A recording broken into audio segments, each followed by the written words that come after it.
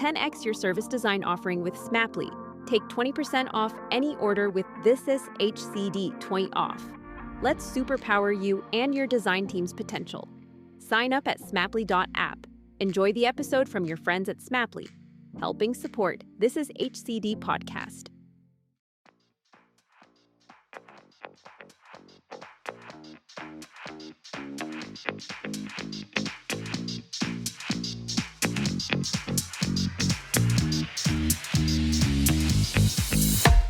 Welcome to CultureCast, the podcast that focuses on culture in its broadest sense, from putting people back at the heart of organisational change, through to the seismic shifts taking place in society every single day. My name is Vimla, and I'm the co-founder and Director of Culture Design at Honey Badger, a UK business that focuses on designing and delivering measurable change to organisations through experience and culture. Today on the podcast, we have Zaire Allen, the founder of Love Circular, although he often goes by the title of Chief of Vibes. Love Circular is a business that's set up to bring more underrepresented groups into the design industry through 3-month training programs. He's run over 6 cohorts and has landed over 15 people in job roles since setting up the business in June. This has to be one of the best conversations I've had recently. Not only is it filled with passion and enthusiasm, but Zaire's energy shines through in how he describes his work. If you're looking to learn how to bring your personal culture into your professional culture and how to build unique work environments that work for everyone, then this is the conversation for you, plus how to do it at scale. I sincerely hope you enjoy listening to this as much as I enjoy taking part. Hats off to Zaire for turning exclusion into action and creating so much positivity in what can feel like dark times. So hi, I'm Vimla Appadoo and the founder of Honey Badger, and today I've got Zaire Allen, the founder of Love Circular and the Chief of Vibes. Zaire, do you want to introduce yourself a bit?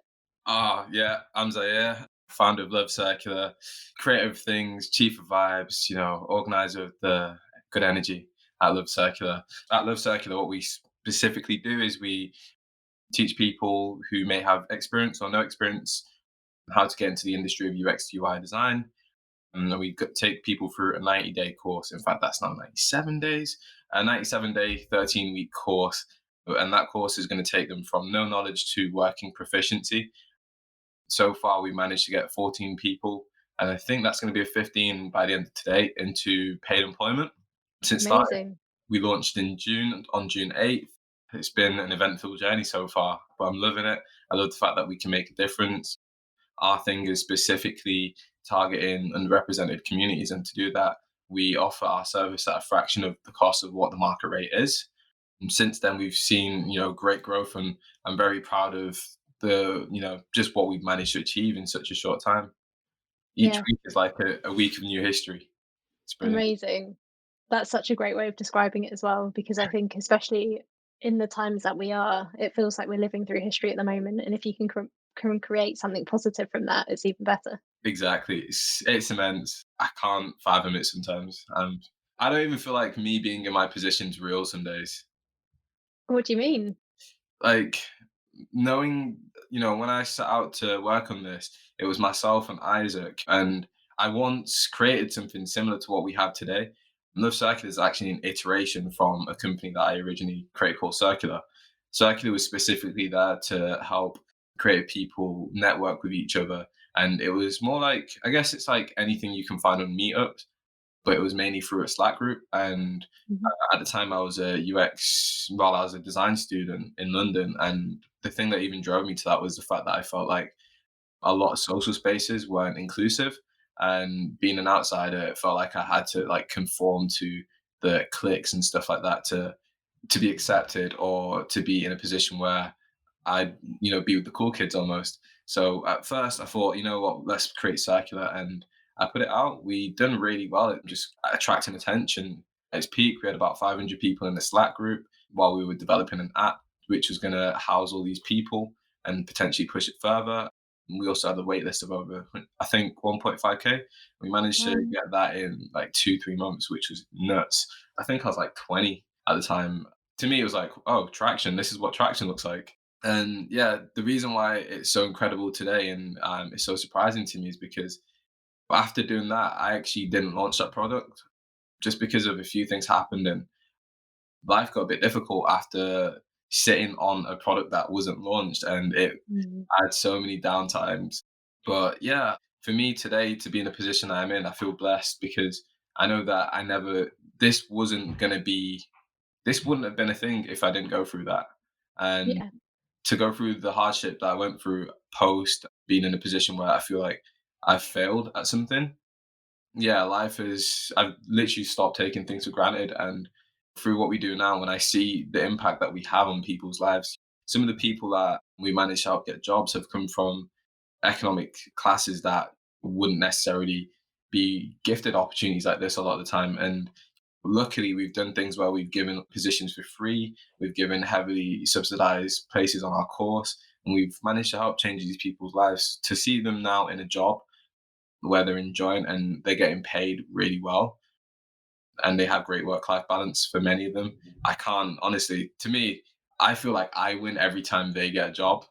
yeah, It feels like a part of me gets a win. You know, we don't do recruitment publicly or anything, so we're not actually getting paid for them getting jobs. But to me, that's the end goal. It's not to teach; it's mainly to get them into jobs and help see what happens from a career standpoint. So super yeah. excited, and I feel like every day isn't real because every day we're helping someone get into a job or contract. Yeah, I mean, there's so much stuff on that in that alone that I want to pick up on, and it's a beautiful conversation because I can feel your passion like coming Yeah, through. It is amazing. I guess the first thing I want to pick up on is something you said quite early in that. So when you were back in London and not feeling like the meetup groups or the space was inclusive, yeah. what was it that made you feel like that? So for me, I wouldn't necessarily say I'm a creative person. I might be a designer by trade, but I wouldn't say I'm a creative person. But when I was in London, I felt like there's a culture where it's kind of like the there's a lot of little cliques and they're kind of like cool kids. And I also went to an arts university, so already you're in that sort of space where you naturally will see this. But you know, I saw this whenever I went to uni. Now, whenever I was online, I wanted to, you know, meet new people. I wanted to up north, as a northerner, I feel like we're a lot more open and we're a little bit more chirpy and easygoing. But down south, everyone's like really serious, and I felt like if you can't relate to some of these people, they don't want you to be a part. And I felt like as a student in London, I was struggling to make friends, and for me, there was just like there was some sort of, I wouldn't call it negative, but it was like a dark air. It was a vibe that I just couldn't get my head around. But I knew that, well, deep down, I felt like not everyone would be in that sort of position where they want to keep their inclusive cliques instead of, you know, creating opportunities for others. So, Mm. you know, that was what really prompted me to make a tweet. And everything we have today and everything I've achieved today has come from a single tweet when I was sat down in my grandmother's bed on one Saturday morning after coming back from uni for a weekend. I wrote a tweet that said something like, I'd love to see if there's a way that I can connect creative people together, people that are in the industry and people that want to get in the industry. That tweet was in 2016, I believe. Yeah, and you also mentioned kind of going through some hardship and feeling quite down about that. What was it that kind of got you through that and helped you see the potential that could come out of sitting on a product and Yeah. you had all of these potential users there. What was it that kind of got you through? In all honesty, I think I've lived a life. You know, I'm only 24, but I'm saying I've lived a life. I've been fortunate to have very wise people around me. They may not have necessarily come from industries like, you know, ours, but they've had perspective through their life experiences.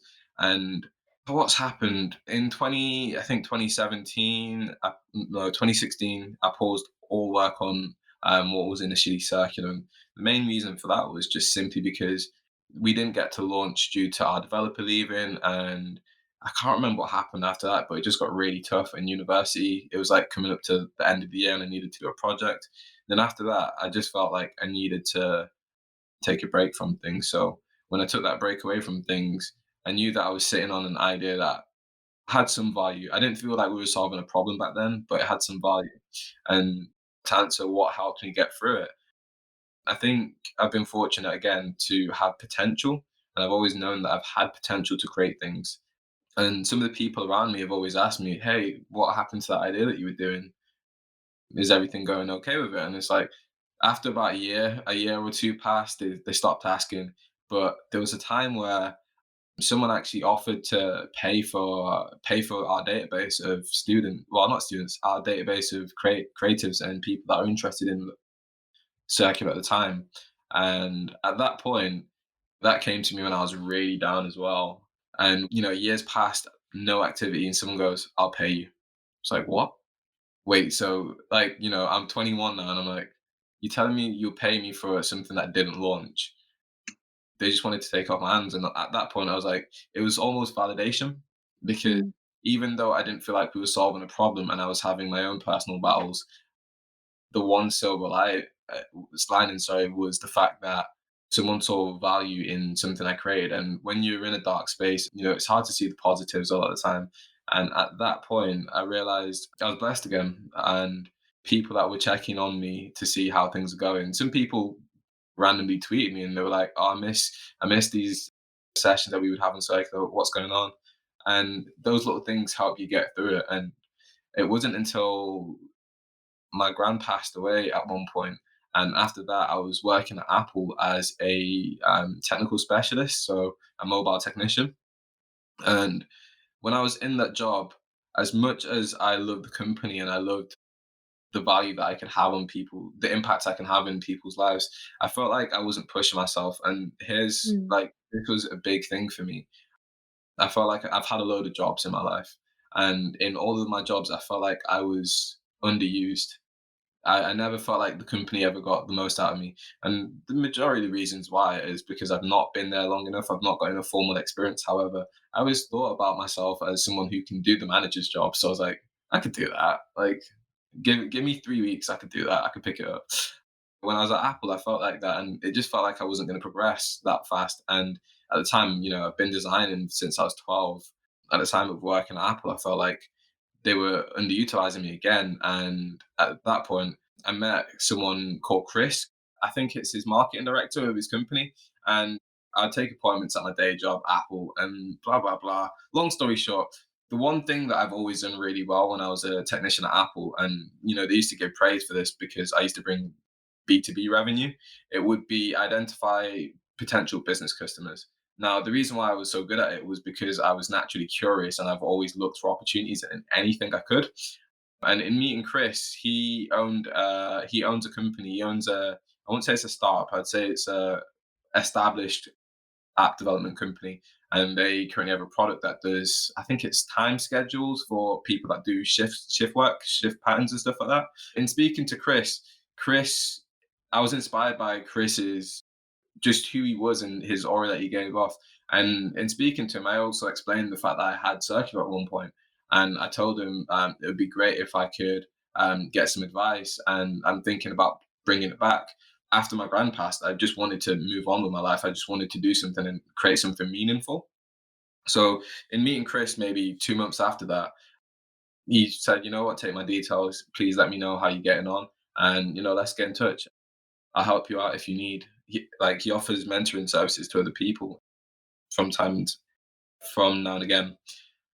So in speaking to Chris, what's happened was Chris actually powered me up. It was like, oh, someone believes in me again. And when life has been so low for ages, I was like, oh, someone believes in me. They want me to do something. He said that he likes the idea. And then I spoke to Isaac at that point. I was like, hey, Isaac, I guess we're gonna do what we can. Like, I'm gonna see what we can do to pull this back. And Isaac's one of my best friends. He believed in me, and all these little things, all these little people believing in me allowed me to get to the point where I was like, okay, cool, I'm gonna do it again. And yeah, I'm sure we'll get there. that's how I got The great people. Yeah, that's really interesting because, well, one, you're preaching to the choir of someone who's had a lot of jobs and who consistently thinks, "Well, I could do that. I could do Yeah, that. Well, why am I here?" yeah, And it's through the work that Honey Badger's doing in our kind of research into the black and brown experience in the workplace. It's mhm, something that we see consistently of one, people of color being told they have potential yeah, and therefore never quite reaching it because you're constantly being told you've got the potential, you need to keep working to reach it, yeah. when you know deep down you're there. You're Yeah, not, like, there's nothing else I have to prove. it's like the Um carrot. yeah, exactly. And then also that as people of color, we're told again, you're lucky to be in the role, or you should be grateful for where you are. And so it's that really strange thing of, oh, maybe I can't do it if Yeah. I'm lucky to be Oh, where I am anyway. And so it's please. very double loaded, but I totally can relate. That's really inspiring. Before we dig into what you do now, going kind of broader again, what does culture mean to you? For me, I guess it's the feeling I get from those around me, and the feeling, the history, all that sort of stuff. So, for instance, I was born in Florida, but my family are from the West Indies, a small little island called Montserrat, a volcanic island. Beautiful place, I recommend wholeheartedly. Now, for us, we come from a small knit community, and that's deeply ingrained in that is West Indian culture. A lot of people, a lot of home food, a lot of music that's vibrant. The frequencies in the music in itself, you can't be sad and listen to some of those genres. And for me, a lot of what I see in, the way I perceive culture comes from what I've learned from those around me, those who've came before. And to me, when I think of culture, even the fact that I'm called Chief of Vibes, that's my job title at the moment. I might need to change that on HMI. But yeah, the fact that I even say that, it's mainly because for me, culture is all about capturing the best out of people, whether that's their history, their experience, but for the most part, it's capturing who they are deep down and who helped them become that person. And when I think of culture, I think of different types of communities coming together as one to create something even greater. And that in itself is a culture that can inspire other cultures, of course. That's really beautiful. I was actually thinking of going to Montserrat last year when we could fly. It's a beautiful place. If you ever go, please let me know. I'm always looking for an excuse to go. So, how did you get to the sunny north of England from Florida? My mum moved as a way to support my cousins and her. And for us, it was, I think she just didn't want to be in the US as well. Not Mm, sure why, but I think she low key misses it. She definitely does. Maybe not yeah, so much today, but back then she definitely did. Because we always went on holiday to the US literally every summer. But I think that was the main reason why. My mum was such a benevolent person that she uprooted her whole family, myself, my sister, and my grandmother to, move to the UK and live in Manchester. I love Manchester though. Never yeah, change the world. yeah. And I mean, you've had experience in London as well, so Yeah. I can Yeah. see the.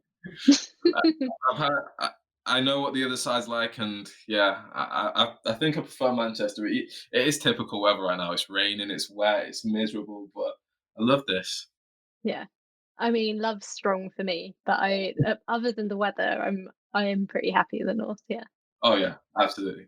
And well, in our prelude to this, and when we were just catching up, we spoke a lot about the flexibility of owning your own business and a lot of the culture that sits around managing your own time, having a life, and that kind of stuff. Can you tell us a little bit more about that?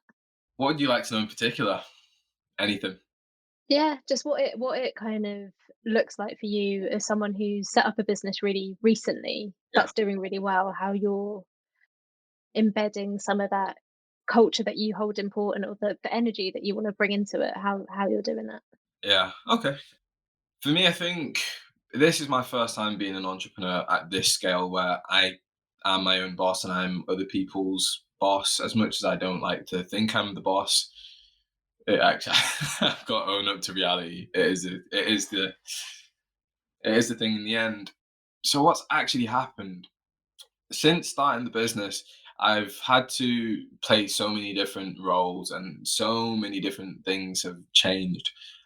I think my work ethic has changed and it's altered because I come from the class that I come from and the background I come from. A lot of the things that are deeply ingrained in me are literally working hard, working smart as well, but working hard is like first things first. Being in the position I'm in now, where I run a business that has multiple people working, to even get to this point, I had to work super hard on top of my current job. And at one point, once we launched and I went full time with this, I was still putting in, 70-hour work weeks casually. And I can't remember what changed, but there was a month where I just told myself, this isn't sustainable. I need to learn how to delegate. And since learning how to delegate, I've learned to put trust in other people to get certain things done. And at that point, I managed to reclaim some of my social life back and some of my life in itself. It's been very difficult, but it got to a strange point where in October, I think it was October or late September, there was like 2 or 3 weeks where like on average, I'd probably do about 45 hours, 55 hours of solid work, and the rest might just be half-assed work. But in the past 2 months, there was a period of time where I even went into a position where I just didn't do much. I did the bare minimum to keep the business running. Now, I don't know what that was, but I think I've had a few conversations with a few people. And one of the things that I've got from the conversations was you've got to look at life and business as a sprint sometimes, Mm. a sprint in the context of agile workflow. Sometimes you're going to be working on very intense sprints, and sometimes you won't necessarily have to do as much. And when we start looking at life like that, even in fact, even the analogy of an athlete has their season where they have to perform to the highest level. If you're an American, some of these sports have playoffs. That's like crunch time as well to get a championship. And then after that, you've got your holidays. So for me, I think I ended up taking a holiday out of but it wasn't burnout, but naturally, I just told myself, you should work less, enjoy a bit more. You should enjoy a bit more. And I did that. And since that point, I've realized you're going to have your peak seasons, which are like your playoffs. You're going to have your regular seasons, which are, when you're just running the business, strategizing things. And you're going to have your off season where sometimes you don't want to work. And if you manage to build something for yourself, you're sometimes in a fortunate position to be able to take advantage of working less. So for me, my actual typical day at this current moment, we're preparing to scale up, so I'm putting in a lot more hours, but I don't necessarily equate hours to output. First and foremost at Live Circular, we put the output, so your actual results more than, we put that ahead of your hours. So for instance, Kieran has now joined us full time as head of recruitment and sales. Kieran's someone that I've known personally for many years. Even though we need to sort out his contract, so as a new employment contract, one of the first things I'm going to say to him when we do that is, I'm not going to put a minimum hour requirement on well, maybe say 20 hours, but that's a part-time job. But I'm not going to put anything on your employment contract to say you've got a minimum hours. Most of your job's going to be, results based, and the better you do for yourself, the more opportunities you're afforded with. And Kieran's technically a partner, so I wouldn't want to class him as an employee. But for us, it's all about your output, not necessarily your time put in. So as soon as I realized that, and I realized it's okay to have downtime, I didn't worry so much, because we fortunately got the likes of Kieran and Ali, who head up different areas of the organization, and they do such a great job that sometimes it's, if I do, come off the pace a bit, we're not going to crumble. If I do the bare minimum, it's there. So for me, my day's actually so varied. But yeah, we've got a few projects that we're doing at the moment, and it's looking good. In terms of developing a culture within the company, that has been something that oh wow, that has been work in progress for a while. Because we're a fully remote company, it's a bit tricky, and I did think about this quite heavily before we even started taking on our first, I wouldn't say hires, but our first team members. Now, one of the things that I had to think about was, I've never had a team before. I've never had to manage people, never done any of this stuff. How do I pick the right people and all that sort of stuff? And I think a good part of it came down to my hiring philosophy at the moment is only hire people that I'd want to be friends with, even if this wasn't work. There are many skilled people out there, and we're very thankful to be in an industry where there's almost abundance at times of skilled people. The only thing is, not all of those skilled people will understand the struggles of a person like myself and the people that we are here to serve. Now, for me, that's not to say that we won't take them on. However, it's a factor in the hiring process. And, when I start thinking about culture, one of the things that I want I always put forward is, are these the type of people that I'd love to be friends with, even if we weren't working together? And if the answer is yes, that puts us in a very good position, because straight away I feel like there's an element of synergy that's possible there. And at that point, if it doesn't feel like work, it's fun. And if it feels like, the people you work with or the people that you're communicating with are on your level, it's fun again. And that's partially why my position is chief of vibes. My job is to make everyone's job a little bit easier. And if I can find ways or processes to do so, I'm going to do that. One of the things that I'm super big on, for instance, is your mental well-being, your physical well-being as well. I go to the gym whenever that's open, but at the moment it's a bit peak. But yeah, mental well-being, for instance, I I think it was July, I got a therapist. I've always wanted a therapist for myself, not one that's provided by the NHS. I've done that before, it didn't really go so well. But I've got a psychotherapist and he's an awesome dude. Shout out to Bod.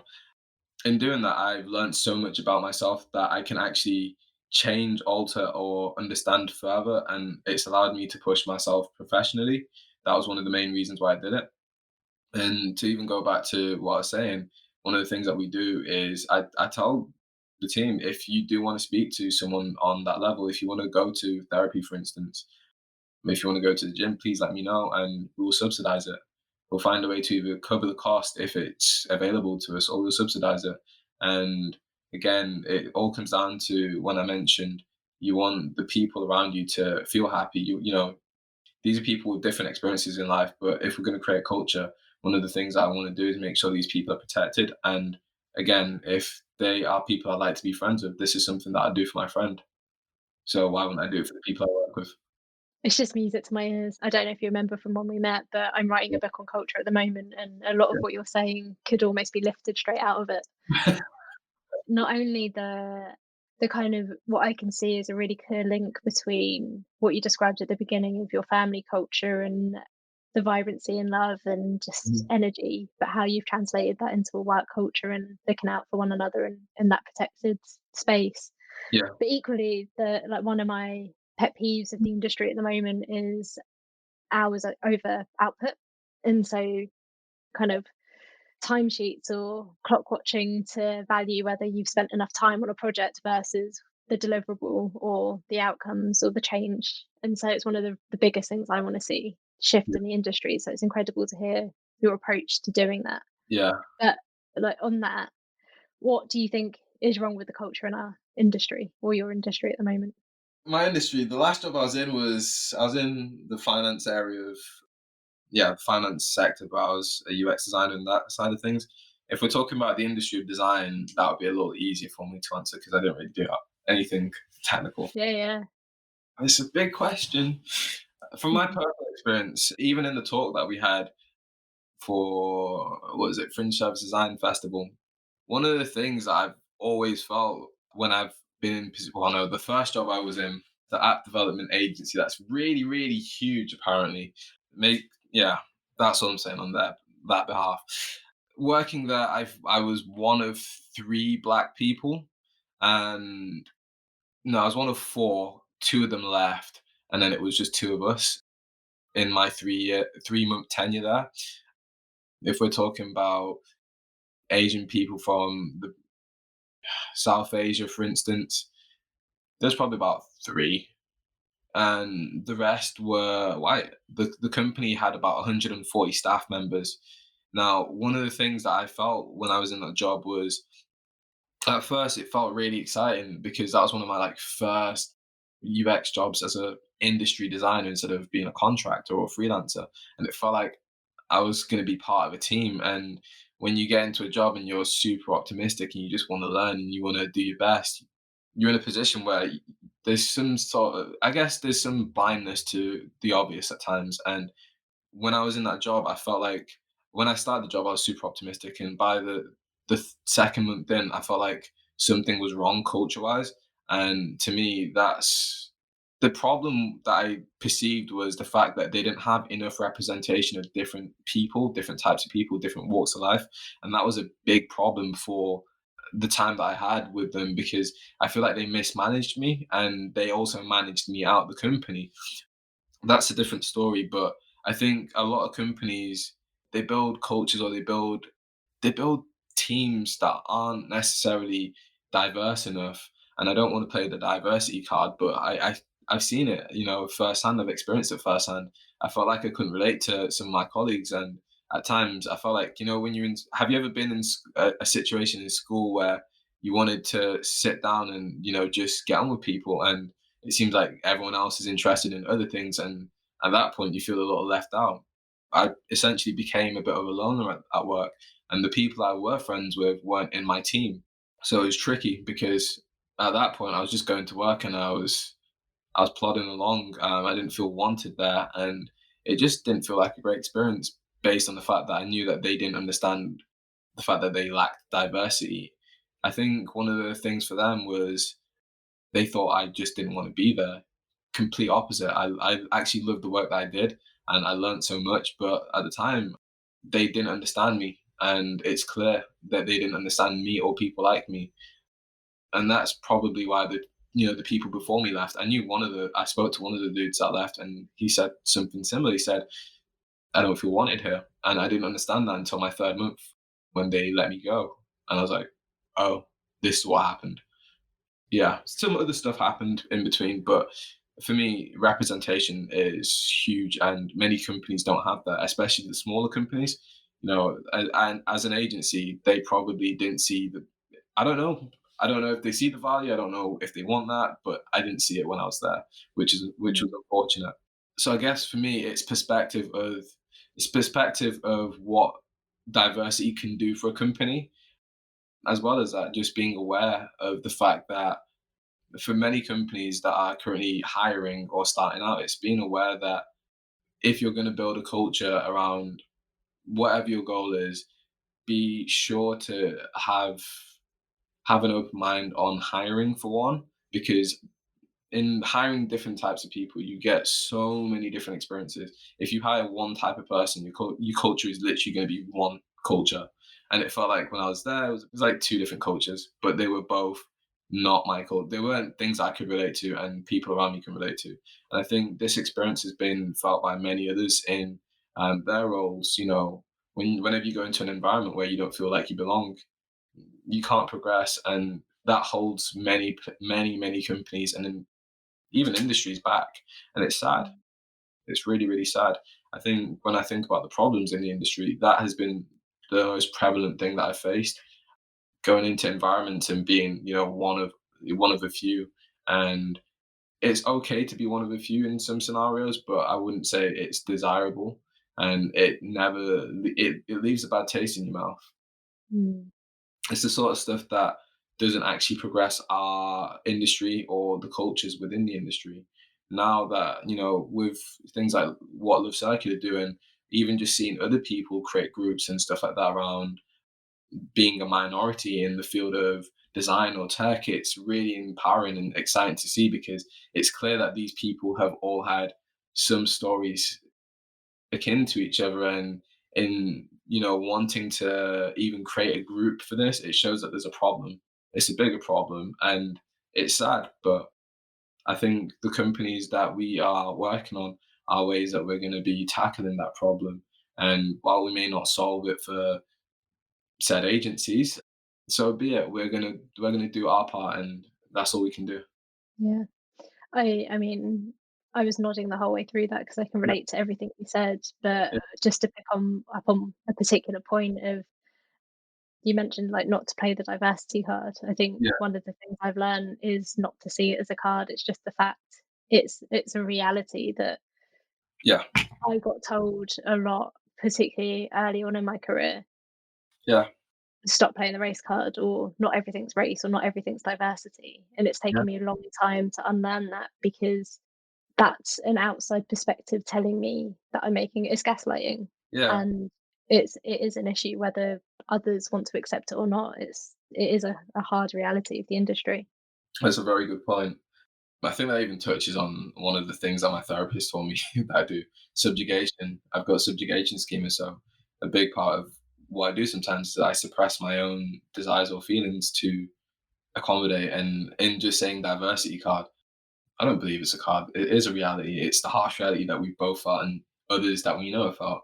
And even in just conforming to say card, I'm trying to make someone else feel better. And again, sometimes these conversations aren't the most pleasant for other people to have, but again, this is reality. Life isn't all, roses. Yeah, yeah, exactly. I think as well, one of the things that I remember the most from the panel as well is the kind of socioeconomic look at, Yeah. of what you're doing and the importance of bringing different economic classes into Yeah. UX and design. And I personally, I think it's one of the things that's left off the diversity agenda the most. So one of the points that I wanted to pick up on, that really stood out to me from the Service Design Fringe Festival as well, was the focus of Love Circular on different socioeconomic groups and the importance of bringing different economic classes into the design industry. Because what I've seen is different socioeconomic classes or groups get left off the diversity agenda the most, and it's not one of the protected characteristics that we look out for. So tell me more Yeah. about that and its importance. I guess my desire for focusing on that literally comes from my background. One thing that I don't know if your parents like this, but or if you was even in a situation similar. But for me, my mum was very black and white with our financial situation most of the time. So as a kid, I'd say, "Oh, I want a toy truck," and she would say, "Circle it in the Argos catalog, and you might get it one day. You might save up one day." She'd be like, "I'm poor." Like, I'm 5 or 6 years old. At the end of the day, I probably shouldn't have been told that, but I like the fact that she did because she had that level of transparency with me. And even though I was frustrated because I may not have got a toy, I understood the situation was I can't do anything at the moment. And when I think about her opportunities, she's been a full time mother to as well as a full time carer to my gran who lived with us for pretty much the majority of my life as well. So for me, my mum that wasn't necessarily given many more opportunities to even potentially earn more money, other than the fact that she might have went on the internet and if she was curious enough, she might have stumbled into UX design, for instance. But that didn't happen, and that's the harsh reality for many people from the lower socioeconomic band. They're in positions where they have to aid for others, and it's a bit difficult for them to take advantage of learning and finding other opportunities to increase their financial situation. So yeah, when my situation for me growing up, having a mother that was very clear on the fact that we're not financially well, we get by, but there are times when it's a bit difficult. And when I think about what we're doing with Love Circular, yeah, getting people educated is great, but some of the people that we help are in such precarious positions with their finances and their employment status that it pains me. And one of the reasons why we even do what we do is because, again, I always wanted to help people that look like me, speak like me, from areas like mine, or go through similar struggles to me. Why? Because I feel like I have the opportunity to, not for any other reason other than the fact that I can. So when I look at that, situation, for instance, there's a student that we had, and this student, he explicitly explained to me, this was when I was doing the enrollment calls and stuff, he explicitly explained he's using his last finances on coming on board with our course. And I told that person, like, look, I'm gonna discount as much as I can for you. I can understand what your situation could be like. I've seen it, I've experienced it, and I want to see what I can do to help you out. So we discount that person's position, well, cost quite heavily. But even then, I knew that the money that he was willing to invest in his future, that was all that he had. And as a young person, that pains me to even know that somebody else is in that position. So, when I think about why there's a big focus on improving, I guess, social mobility and, the financial side of these underrepresented communities, it's because of things like this. It's like people shouldn't be in their young 20s and struggling and seeing their family struggle. The world's in a very nice place these days for some, and it wouldn't be the hardest thing for someone to just extend their arm out and say, look, I'm going to teach you a skill. This skill it might take you 3 months, but if you put in a lot of time, that skill can put you in a position where next 4 or 5 months after, you're earning 35 grand a year. For me, I came from a position where I don't think my mum's ever earned over 15 grand in a year. Like, to know that I've grown up, say, the majority of my life in the UK, and to know that my mum's never earned that, it's ridiculous to me. It's crazy. And in my first UX design job, I think I earned 32k at 22. That in itself is double what my mum's ever earned in a year on paper, tax and stuff like that. But to know that I could do that, that's when it really clicked on me that I may have a formula to help other people become what I've become. And essentially, what's actually happened from that is, after that meeting that I had with Chris, I spoke to Isaac, and Isaac's also, I won't disclose his situation, but he made a huge financial jump as well, at a young age, 23, 24. I think he was 24 even. And at that point, we both realized we didn't necessarily come from formal education to get to this point. What took us to this point was just pure curiosity throughout our childhood and for our teenage developmental years, essentially. And in gaining the skills that we've managed to gain over those years, we figured out that there's a way to get into industry. And at that point, if you present yourself in the right way and your personal branding is right and you've got enough work to show, if you're good enough, you can talk your way into a job. And that's essentially what happened to me. Now, when I think about the meeting with Chris, when I finally did have that conversation with him, I told Isaac, look, we're very young. We've managed to put ourselves in really good positions. Let's see what we can do. I'm looking to build Circular back up, and let's see what we can do to help other people get into these positions. And eventually we thought we were going to do recruitment, but we didn't in the end. We actually changed the model to figuring out what the problem was. And for me, the problem lied with education. A lot of these people may there are a lot of UX designers out there that need to be recruited. That's always going to be the thing. But the problem, solving the problem of improving the economic status of people that are underrepresented, comes from education. A lot of times, they don't have access or opportunity to technical education that's taught in a way that actually appeals to them. One of the big problems is when you're in school, syllabus is boring, black and white. I never liked anything design related in school because it was boring. However, I went home and went on YouTube and taught myself. So, in acquiring all these skills, we then thought, cool, let's package a course. And then we spoke to Chris. Chris helped us out in giving perspective, and things have snowballed. And now, we are improving the finances for people that are underrepresented. We're improving the knowledge and perspective that they have on learning. And one of the beautiful things I absolutely adore about the situation that we're in is these people are changing the lives of others. I had a conversation with a friend last night, and I explained the same thing. In giving these people education and allowing them to learn from people that even have some sort of idea of what struggles they may go through, they learn in a more safe space and they're more comfortable to learn and they're excited to learn. And in learning, it doesn't even feel like learning. It just feels like fun. And at that point, you can gain these skills and then end up in a better situation. And in doing so, I told them, I mentioned to my friend, some of these people may have cousins, brothers, sisters, aunties, uncles that are in positions that they're not happy with. And one of the coolest thing is seeing these people go through our course and be in new situations. That probably has a butterfly effect that I can't quantify or even fathom. The closest I think we've came to seeing what that looks like in real life was one of my students. He went through our course, and then 2 months later, no, I think a month later after he graduated, his dad he had his dad reach out to us.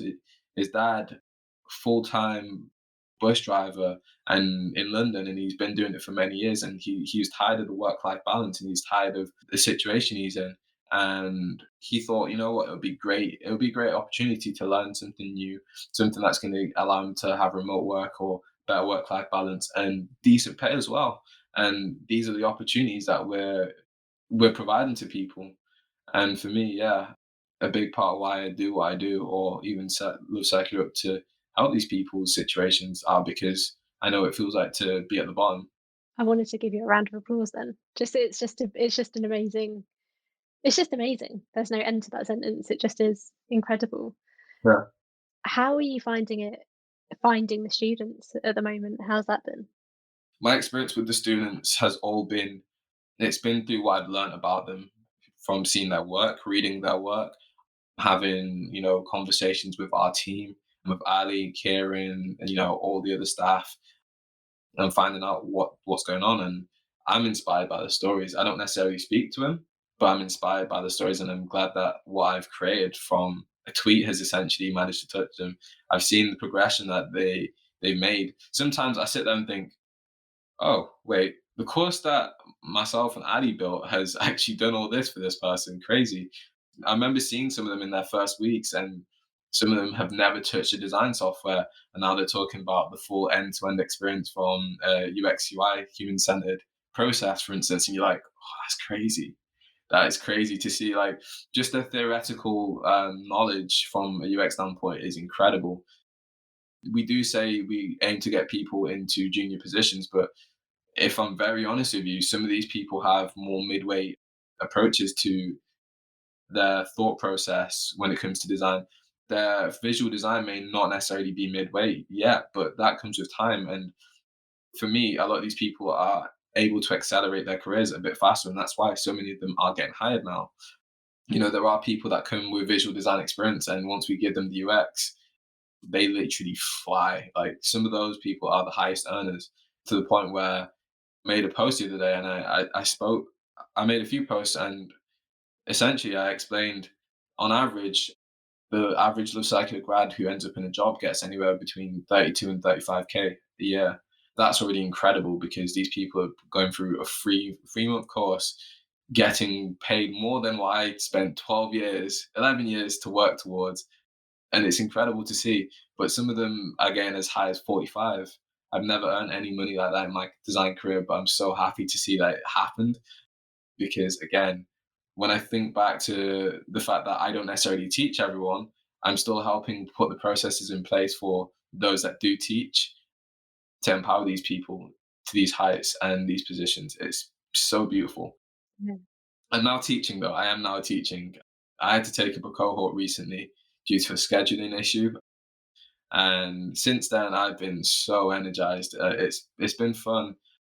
As when you start a business, you wear many different hats, and sometimes you have to delegate certain positions. For me, I probably won't be teaching after this cohort, because we're doing a big hiring run at the moment. That was actually the meeting that I just had to say I'm not going to be attending.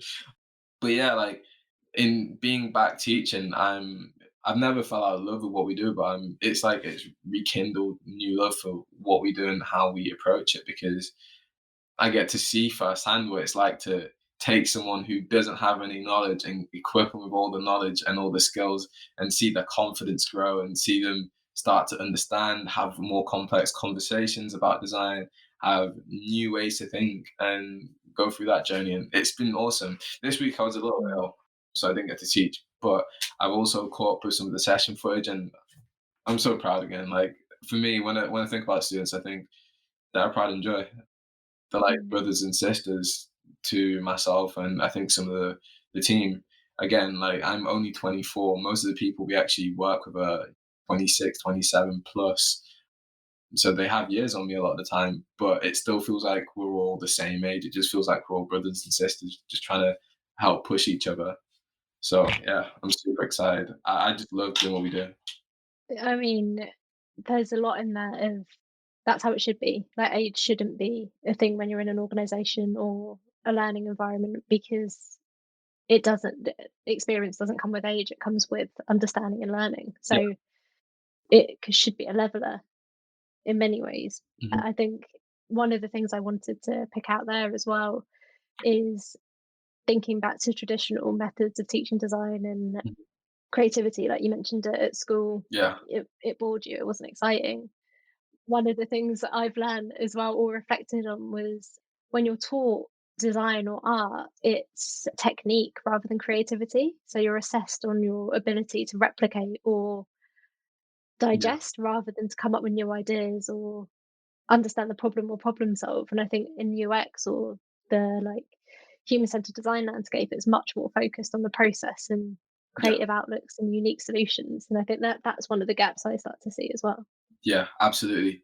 I couldn't have said it any better. That's been my experience when I've learned in from high school to university when I studied design. I actually didn't finish that degree, and I don't have any desire to finish it, in all honesty.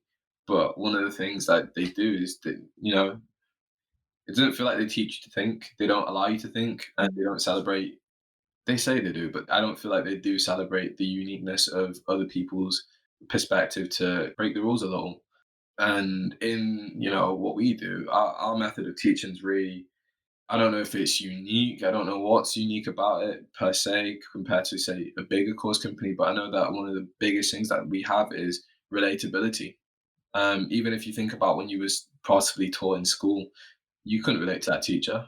Most of the times, most of us can't, and that in itself takes away from the learning experience. For us, the people that are teaching the course are usually mid 20s, late 20s. We're youngish people. We come from environments similar to the people we're teaching a lot of the time. And in that, like, even when we think about little colloquialisms and just jokes and things like that, everyone seems to be attuned. Again, when I mentioned we usually hire people, when I hire people, I'd always think, can I be friends with this person? When we take students on to learn design, there's also been, it's an unwritten rule, but I think from a sales standpoint, we all understand that we know what type of people we want, and these are people that are kind of like us. Even if you came from a posh area, can you relate to some of us? Do you have friends that could potentially relate? If there's a level of empathy and understanding from that standpoint, it makes a huge difference, and it makes the whole teaching experience so much more of a joyous one. And I think that's why we've done so well so far. We've never had to pay for advertising. We've not paid for advertising yet, and we've managed to sell out 6 of our 7 cohorts. Again, I took my foot off the gas last month, and but we was one short, one short. But Yeah, that counts as a sellout. yeah, I'll take it. Even then, I think we've managed to have the success that we've had based on these factors. It's all Mm. organic at the moment, and we're preparing to scale now, and we're going to be doing some paid lead gen work and paid social. So instead of taking on cohorts of 6 or 8, we'll probably be going to the 16s and ideally getting to the 24-person cohort. But we've been working so much and for so long on the things that don't necessarily scale and experience, mainly experience. We're learning from these people as well. So the students provide everything for us. Honestly, they provide their case studies in themselves, and we're Yeah. case studies for them. So my first question is for anyone that's listening to this Mhm. that might want to get involved or partner or just him or what should they do? First things first, I'd say have a look at our social media. So on Twitter, it's Love Circular _, and on Instagram, it's Love Circular. Our social media is possibly the best place to look because you'll see the work of actual students. You will see these people make real life posts about their case studies, what they're learning, how they're getting on, and you'll be able to see the proofs in the pudding. We've got a live chat feature where you can speak to an instructor, and that would usually be Kieran or Fizo. They're both very, very experienced people in the field of recruitment, careers, and from a standpoint of just life. They'll be really good people to speak to. They can give you a better perspective of our course in terms of what's on the syllabus, how the course format works, what you'll be expected to learn, what you'll actually achieve through coming through our course, and what it would look like to come towards the end of the journey. These people are going to be with you throughout the full journey as well. Towards the end of the course, you'll be learning how to actually brand yourself, how to put a portfolio together, get that portfolio in the hands of decision makers. So, for instance, I'm telling a little secret here, but the traditional method to getting a job a lot of times is go to a job board, apply, apply, apply, apply. One of the things we teach is don't do that. It's a waste of your time. You're literally just throwing your CV up in the air and hoping for the best. There are more calculated ways to actually land a position and go to the right people that actually matter. So we teach things like that towards the end of the course. And at that point, that's when you start to see some of these people get jobs. So for instance, some of our students get jobs before the course actually ends. in my cohort, I think I had 3 people land a job before they graduated with us. And it's unfathomable to consider, before, like, one of them, Chris, he'd done it in 65 days. I told him when he Wow. first joined us, when he first had the call with me, because I did the pre-course call at this point. I told him, put 90 days in your calendar, let's see what happens. I want you to be in a position where you can say, I'm ready to apply for a job in 90 days. Day 65 comes, oh, so hey Zaire, I think I've just got a job offer. Like, what? Like, this is the first cohort as well, so I was like, crazy. But yeah, Yeah. those are the ways to contact us and get in touch. Yeah, well, sorry, I was smiling like a goon then, because that again, all the advice I give to young people Yeah, like in the design industry is ignore what any formal education has told you about writing a cover letter and CV, and don't apply for jobs. yeah, Get in touch with the companies, that kind of thing. yeah, exactly. Yeah, it's just funny. It's just funny hearing it from someone else. To summarize, I guess it would be, check our social media, see the proof for yourself, and when you're happy, just reach out to us. Go to our website, reach out to us, and let's continue the conversation from there. And so my final question Yeah, is, so we named Honey Badger because they're fearless and powerful yeah. and really intelligent. And that's a big part of our company culture. Hmm. So the question we ask every guest is, if you were an animal, what would you be and why? Oof. I think I'd like to be an eagle. The thought of flying is so interesting to me. For a big portion of my childhood, I thought I would love to be an architect so I can build really tall things and be in the air. And then there was, like, I think I was like 17 when I thought, oh wait, there's careers where you can potentially fly planes. Like, I've known that there's, like, pilots exist, but it only dawned on me. It was like, oh, I could potentially be a pilot one day. And I was like, academically, I never achieved enough. I always underachieved academically through just my own fault. But for me, the thought of flying and being able to be a pilot is incredible. Now that I've done a bit more research, you can actually get a private pilot license if you have enough money to. So at one point, I'm probably gonna try and see what I can do to get one of those. But for me, an eagle, because they're super majestic and they can fly. Like, what more do you Nice. want? Being in the air is like something incredible. To be able to control yourself from such a high point, just a high point and overlook everything on ground. That's incredible. Like, I'm looking outside because I'm like looking into the air. I'm like, imagine seeing a city like Manchester from, it's just like being in a plane, really. You Yeah. overlook a city. It's like, that'd be incredible to me. I love the thought of seeing things from that perspective, and I think being in a small percentile of creatures would be kind of cool. Yeah. Amazing. Thank you so much. So there we go. That's all for this episode of CultureCast. I really hope you enjoyed it as much as I did recording it. If you like this episode, feel free to visit thisishcd.com, where you can access our back catalogue of over 100 episodes, with episodes related to service design, product management, design research, and much more. And if you want to get in touch with me or any of the guests, then the details will be in the podcast show notes. Thank you, and see you again soon.